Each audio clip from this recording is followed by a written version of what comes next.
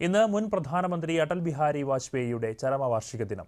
രാഷ്ട്രപതി ദ്രൗപദി മുർമു, ഉപരാഷ്ട്രപതി CP രാധാകൃഷ്ണൻ എന്നിവർ സദൈവ് അടൽ സ്മാരകത്തിലെത്തി പുഷ്പാർച്ചന നടത്തി ആദരമർപ്പിച്ചു.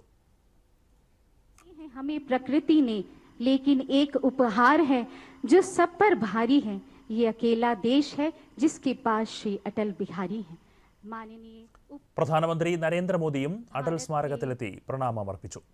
ദീർഘവീക്ഷണവും മികച്ച ഭരണ മികവുമുള്ള അസാധാരണനായ ഭരണതന്ത്രജ്ഞനായിരുന്നു വാജ്പേയി എന്ന് പ്രധാനമന്ത്രി അനുസ്മരിച്ചു.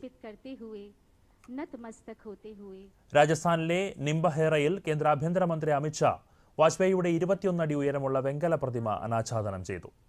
ആണവ പരീക്ഷണങ്ങളിലൂടെയും കാർഗിൽ യുദ്ധത്തിലൂടെയും ഭാരതത്തിന്റെ ശക്തി ലോകത്തിന് മുന്നിൽ തെളിയിച്ച ദേശസ്നേഹിയായ രാഷ്ട്രീയ നേതാവായിരുന്നു വാജ്പേയി എന്ന് അമിത്ഷാ പറഞ്ഞു. പ്രതിരോധ മന്ത്രി രാജ്നാഥ് സിംഗ്, ലോക്സഭാ സ്പീക്കർ ഓം ബിർള, BJP ദേശീയ അധ്യക്ഷൻ നിതിൻ നബീൻ തുടങ്ങിയ മുതിർന്ന നേതാക്കളും വാജ്പേയിക്ക് ആദരമർപ്പിച്ചു.